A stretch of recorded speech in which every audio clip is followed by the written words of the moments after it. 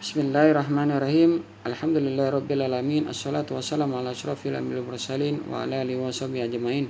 Allahumma shalli ala sayyidina Muhammad wa ala ali sayyidina Muhammad. Alhamdulillah, selalu kita panjatkan puji dan syukur kita kepada Allah Subhanahu wa taala atas nikmat yang Dia berikan kepada kita. Nikmat sehat, nikmat waktu yang banyak kepada kita. Shalawat dan salam semoga selalu tercurah kepada junjungan Nabi sebesar kita Muhammad sallallahu alaihi wasallam. Allahumma shalli ala sayyidina Muhammad wa ala ali sayyidina Muhammad. Alhamdulillah, pada kesempatan ini sedikit kami ingin menyampaikan tentang sumuliyatul Islam dalam sebuah ayat di surat Al-Baqarah dalam sebuah ayat di dalam surat Al-Baqarah ayat 208 yang bunyinya, ya ayyuhallazina amanu udkhulu fis-silmi kaffah wa la tattabi'u khutuwatis syaiton innahu lakum aduwwum mubin. Yang artinya, hai orang-orang yang beriman, masuklah kamu ke dalam Islam secara keseluruhan dan janganlah kamu turut langkah-langkah syaitan. Sesungguhnya syaitan itu adalah musuh yang nyata bagimu. Kita tahu bahwa Islam itu akar bahasanya dari Arab, yaitu Islam itu bermakna ketundukan, penyerahan diri, keselamatan, kedamaian, kesejahteraan. Afaghayra dinallaha yabghuna wa lahu aslama man fis samawati wal ard taw'aw wa karhaw wa ilaihi turja'un. Maka apakah mereka mencari agama lain dari agama Allah, padahal kepadanya lah menyerahkan diri segala apa yang di langit dan bumi, baik yang kamu suka maupun terpaksa, dan hanya kepada Allah lah kamu akan dikembalikan.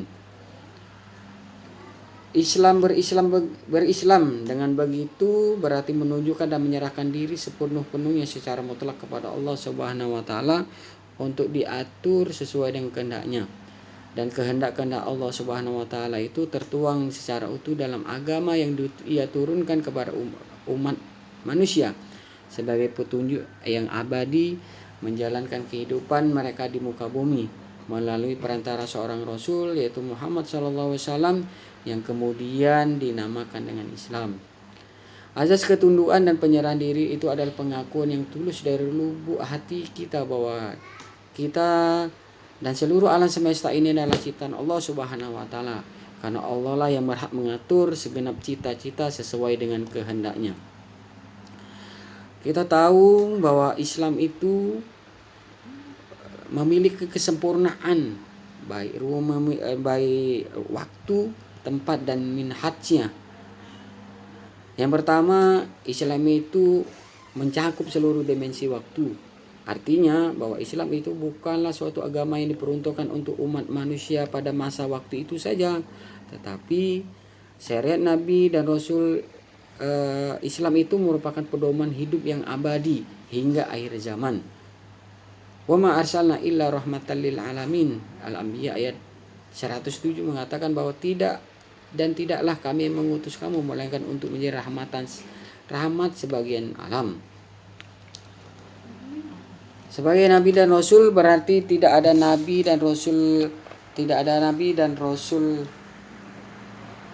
yang lain yang akan menas atau menghapus syariat yang di bawah Rasulullah sallallahu alaihi wasallam, sebagaimana Rasulullah sallallahu alaihi wasallam lakukan terhadap syariat para nabi dan rasul yang lain. Hal ini juga menunjukkan bahwa risalah Nabi Muhammad merupakan risalah abadi hingga akhir zaman.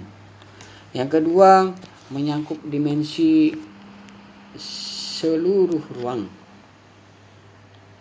Jadi maknanya bahwa Islam itu merupakan pedoman hidup yang tidak dapat dibatasi oleh batasan-batasan geografis tertentu, seperti hanya diisyaratkan untuk suku tertentu atau bangsa tertentu.